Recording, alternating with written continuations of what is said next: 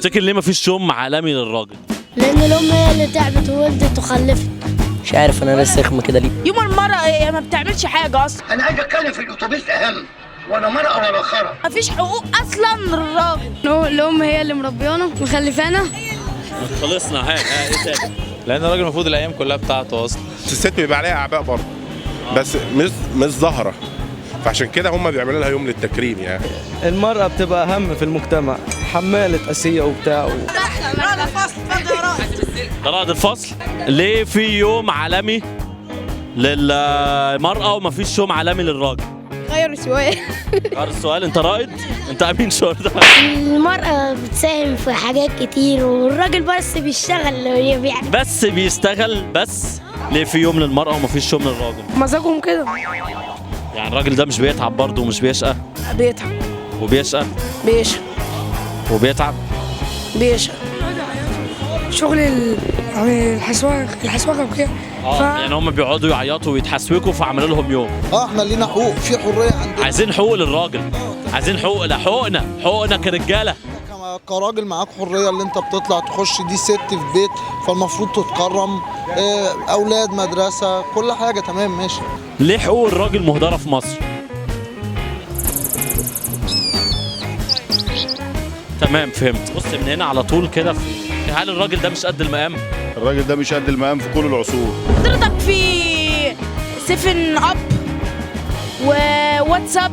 كيف مامتك ما بتتعبش يعني في كل ده؟ يا ابني هي ما بتدفعش فلوس، لما تدفع فلوس على راسها. نعمل ايه كرجاله عشان نقف وقفه رجاله؟ ليه نعمل مظاهره؟ نعمل ايه عشان حقوق الرجاله ترجع؟ نسمع الكلام. انا حضرتك شايف ان احنا المفروض نعمل جمعيات للرجل، لحقوق الرجل ضد سلطنه وهيمنه المراه. أيوة حقنا ضاع والله العظيم. عربيتين مترو وحريمتين لوحدهم. حريم وتيجي تركب العربيه بكل براءه، تيجي تركب عربيتهم بيضربوك وبتاع. كان في زمان ملكة مصر.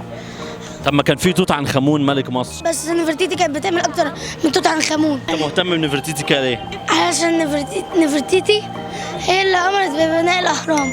هل انت كنت بتحب نفرتيتي وهي حطتك في الفريند زون؟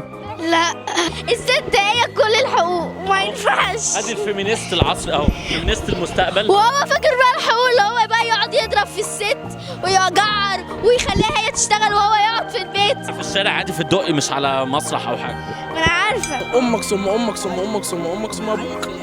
4 مرات. لا طلع. عشان الأم مذكورة 3 مرات في القرآن والأب مذكور مرة واحدة. عشان المرأة ذكرت في القرآن 3 مرات.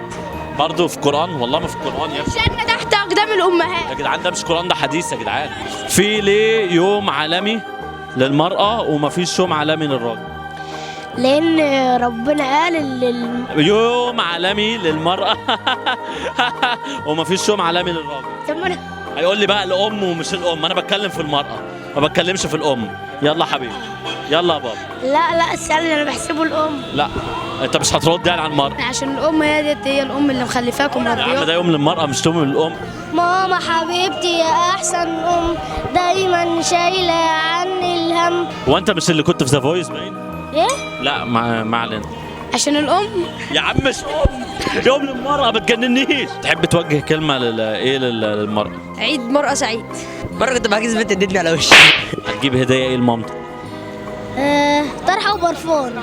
هجيب لماما هدية، اجيب لها تورته وكنافه وجلاش. هي عايزة عباية من اللي هي من تيرتي دي، أنا إن شاء الله أجيبها لها. اجيب كب كيك، اجيب لها 8 كوبايات بسبوسه. طيب تمام ماشي. عشان الست تعمل حاجات اكتر من الراجل كتير. ايه ده في كاميرا يا ابني. الانسان يحترم زوجته ويقدرها، يحترم مراته، يحترم والدته، يحترم اخته، يحترم المرأة عامة. لو قلنا ان الرجالة تعمل ثورة على حقوقها فهيبقى في اهدار لقيمة الراجل ذات نفسه.